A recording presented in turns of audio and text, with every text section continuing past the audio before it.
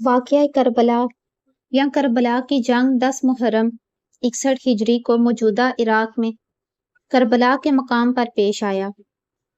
یہ جنگ نواسۂ رسول حضرت امام حسین ابن علی، ان کے حامیوں اور رشتہ داروں کے ایک چھوٹے سے گروہ حسین ابن علی علیہ السلام کے ساتھ 72 ساتھی، کچھ غلام، 22 اہل بیت کے جوان اور خاندان نبوی کی کچھ خواتین اور بچے شامل تھے، اور ظالم حکمران یزید کی ایک بڑی فوج کے مابین ہوئی، جس کو حسین ابن علی علیہ السلام نے تسلیم کرنے سے انکار کر دیا تھا، جس میں یزید کی فوج نے پیغمبر اسلام حضرت محمد صلی اللہ علیہ وآلہ وسلم کے نواسے حسین ابن علی اور ان کے رفقا کو لڑائی میں شہید کیا۔ گھر میں حسین کے خیموں کو لوٹ لیا گیا اور بالآخر آگ لگا دی گئی۔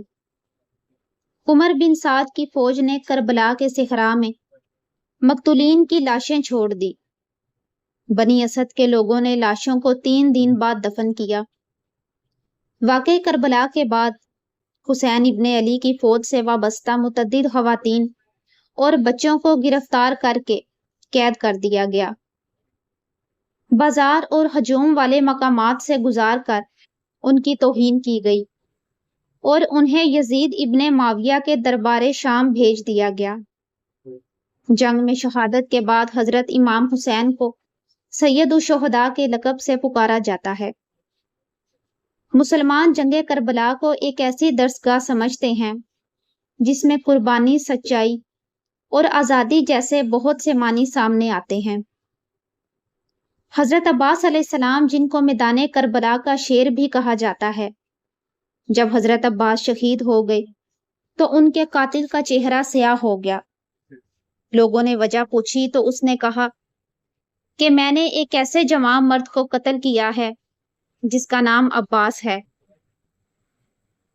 حضرت عباس کون تھے اور کیسے شہید ہوئے؟ میدان کربلا میں حضرت عباس کی کیا ذمہ داریاں تھیں؟ کیا آپ نے جنگ کی تھی یا نہیں کی تھی؟ اور یزید نے حضرت عباس کے بارے میں کیا کہا تھا؟ آج ہم آپ کو اس ویڈیو میں حضرت عباس کی ولادت سے لے کر شہادت تک کا سارا واقعہ بتائیں گے۔ حضرت عباس بن علی بن ابی طالب، شہادت کے وقت آپ کی عمر 34 سال تھی۔ 14 سال اپنے پدر بزرگوار امیر المومنین علی علیہ السلام کے زیر سایہ، 9 سال اپنے بھائی امام حسن اور 11 سال امام حسین علیہ السلام کے زیر تربیت گزارے۔ کی والدہ محترمہ فاطمہ بنت خزام نسل بنی کلب سے ہیں، جن کی کنیت ام البنین ہے، جن کے ساتھ حضرت علی علیہ السلام نے جناب فاطمہ تو زہرا سلام اللہ علیہا کے بعد جناب عقیل کی بیچ نہاد سے شادی کی تھی۔ جب امام علی علیہ السلام نے جناب عقیل سے کہا تھا کہ میں چاہتا ہوں کہ ایک ایسے خاندان کی خاتون سے شادی کروں جس سے ایک دلیر اور شجاع فرزند پیدا ہو، حضرت عقیل نے ام البنین کی پیش نہایت دی۔ اس شادی کا ثمرہ 4 بیٹے حضرت عباس، حضرت عبداللہ، حضرت جعفر اور حضرت عثمان ہوئے۔ حضرت عباس 4 شعبان کو مدینہ میں پیدا ہوئے۔ جب آپ پیدا ہوئے تو امام علی نے اپنی گود میں لیا اور آپ کو عباس کا نام دیا، اور آپ کے کانوں میں اذان اور اقامت پڑی۔ پھر آپ کے بازوؤں کو بوسہ لیا اور رونے لگے، تو ام البنین نے رونے کی وجہ دریافت کی، تو آپ نے فرمایا تمہارے بیٹے کے دونوں بازو حسین کی مدد میں تن سے جدا ہوں گے، اور اللہ تعالیٰ ان کے کٹے ہوئے بازوؤں کے بدلے اسے آخرت میں 2 پر عطا کرے گا۔ حضرت عباس نے امیر المومنین کے چچیرے بھائی عبداللہ بن عباس کی بیٹی لبابہ سے شادی کی تھی، اور ان سے 2 فرزند عبید اللہ اور فضل پیدا ہوئے۔ بعض کتابوں کے مطابق جنگ صفین میں حضرت عباس ان افراد میں سے تھے جنہوں نے مالک اشتر کی سپہ سالاری میں فرات پر حملہ کیا اور امام علی کی فوج کے لیے پانی کا بندوبست کیا۔ جنگ صفین میں شام کے ابن شاسا اور اس کے 7 بیٹوں کے حضرت عباس کے ہاتھوں قتل ہونے کا بھی ذکر ہوا ہے۔ شام کے لوگ ابن شاسا کو 1000 آدمی کے برابر سمجھتے تھے۔ آپ کی مشہور کنیت ابو الفضل ہے، کیونکہ آپ کے فضائل کی کثرت کی وجہ سے آپ کو اس کنیت سے جانا جاتا ہے۔ آپ کا مشہور لقب قمر بنی ہاشم ہے، کیونکہ حضرت عباس نہایت نورانی چہرے کے مالک تھے، جو آپ کے کمال و جمال کی نشانیوں میں شمار ہوتا تھا۔ اسی بنا پر آپ کو قمر بنی ہاشم کا لقب دیا گیا۔ حضرت عباس کی بہت ساری کرامات مشہور ہیں، اور آپ سے متوسل ہو کر بیماروں کی شفا یابی اور دیگر مشکلات کے حل ہونے کے بارے میں متعدد واقعات لوگوں کے درمیان مشہور ہیں، یہاں تک کہ غیر شیعہ اور غیر مسلمان کی بھی حاجت روائی کرتے ہیں۔ شیعوں کے نزدیک آئمہ کی اولاد میں حضرت عباس بن علی کا مقام و مرتبہ بہت بلند ہے، اور انہیں باب الحوائج سے جانتے ہیں اور ان سے متوسل ہوتے ہیں۔ امام حسین کے حرم کے قریب حضرت عباس کا حرم زیارت گاہوں میں سے ایک اہم زیارت گاہ ہے۔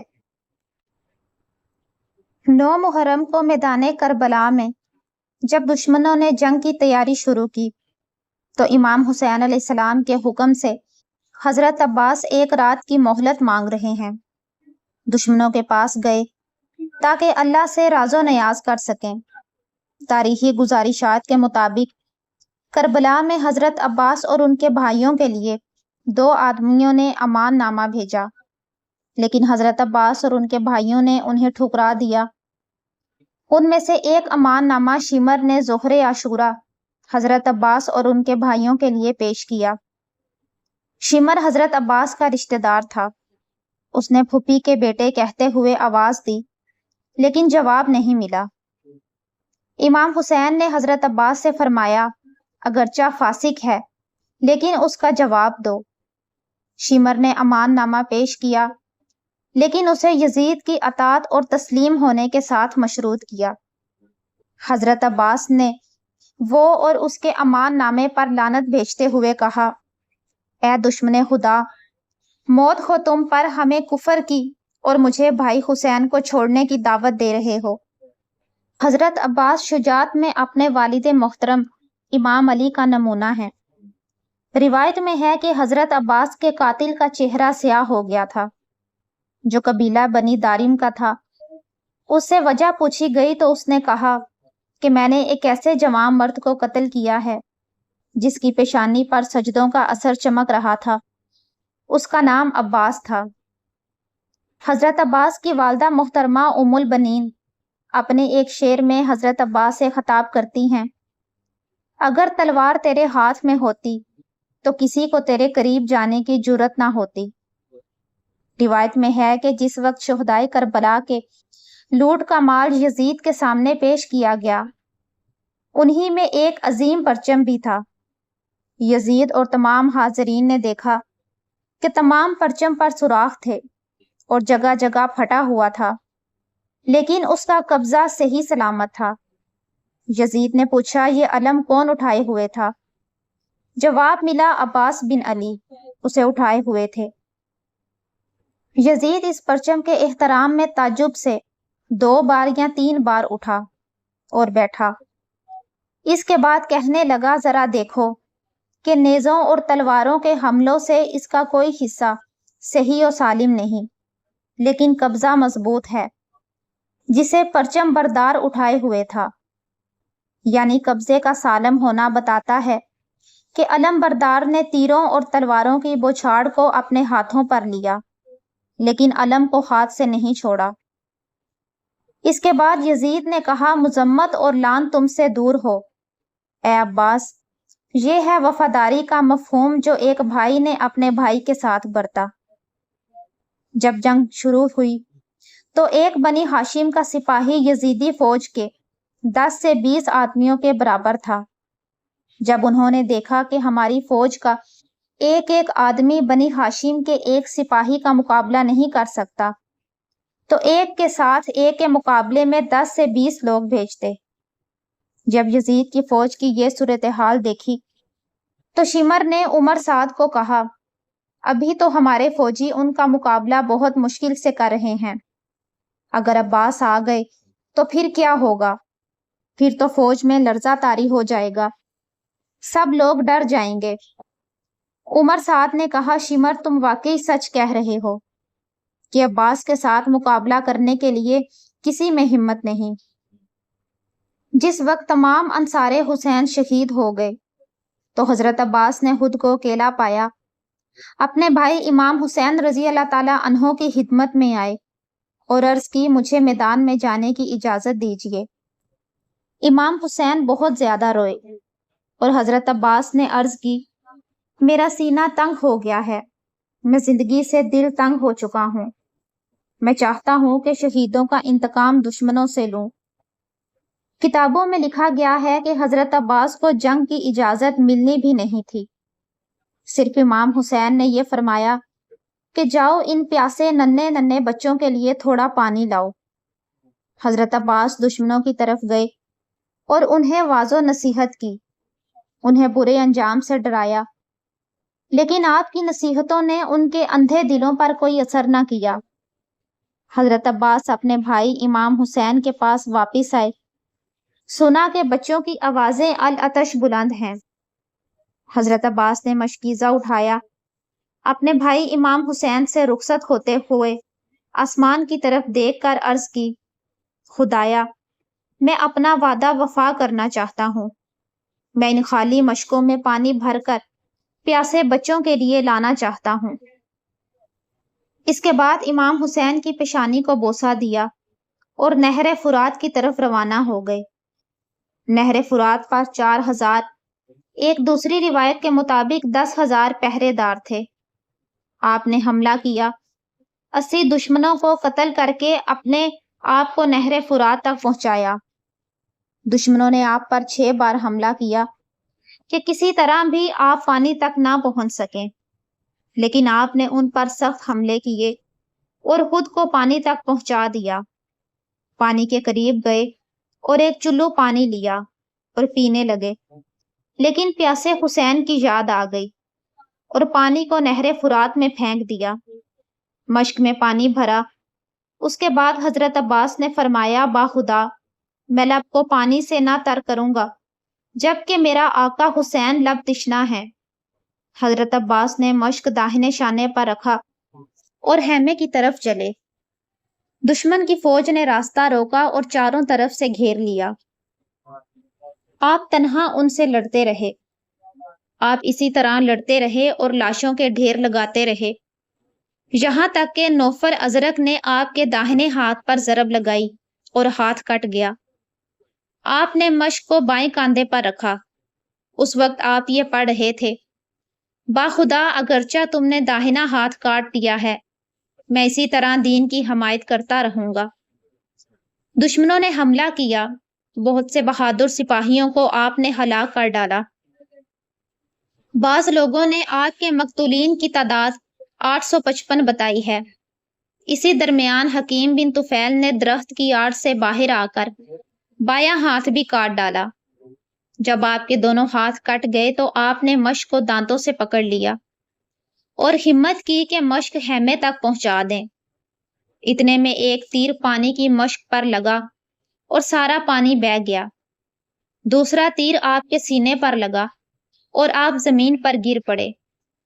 ابو مخلف لکھتا ہے کہ جس وقت حضرت عباس کے ہاتھ جدا ہوئے، حالانکہ آپ کے دونوں شانوں سے خون جاری تھا، آپ نے اسی حالت میں دشمنوں پر حملہ کیا، یہاں تک کہ ایک ظالم نے گزر آہنی سر پر لگائی، جس سے آپ کا سر شگافتہ ہو گیا، اور اس وقت آپ زمین پر گرے، خود اپنے خون میں نہائے ہوئے۔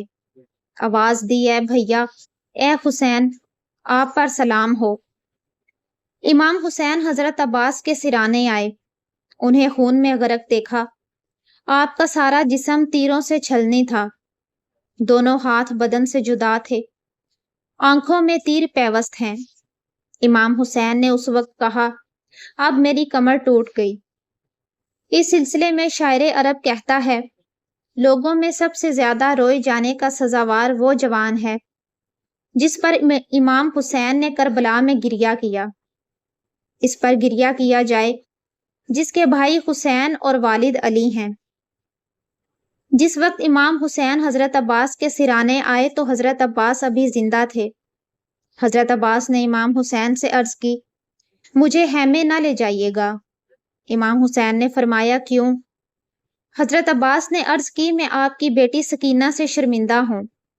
میں نے اسے پانی لانے کا وعدہ کیا تھا، لیکن وعدہ پورا نہ کر سکا۔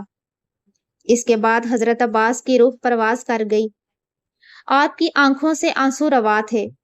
اپنی آستینوں سے صاف کر کے خیمے واپس آئے تو حضرت سکینہ نے گھوڑے کی لگام تھام کر پوچھا، بابا جان، کیا آپ کو پتا ہے کہ چچا عباس کہاں ہیں؟ انہوں نے مجھ سے پانی کا وعدہ کیا تھا۔ وعدہ خلافی تو ان کی عادت نہیں۔ امام حسین نے روتے ہوئے فرمایا، اے میری بیٹی، تیرے چچا عباس شہید ہو گئے اور ان کی روح جنت کی طرف پرواز کر گئی۔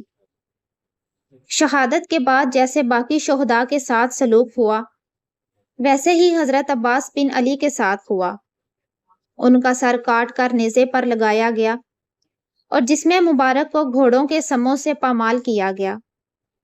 ان کا روضہ اقدس عراق کے شہر کربلا میں ہے، جہاں پہلے ان کا جسم دفن کیا گیا اور بعد میں شام سے واپس لا کر ان کا سر دفنایا گیا۔ دریائے فرات جو ان کے روضے سے کچھ فاصلے پر تھا، اب ان کی قبر مبارک کے ارد گرد چکر لگاتا ہے، جو ایک دنیا کا زندہ معجزہ ہے۔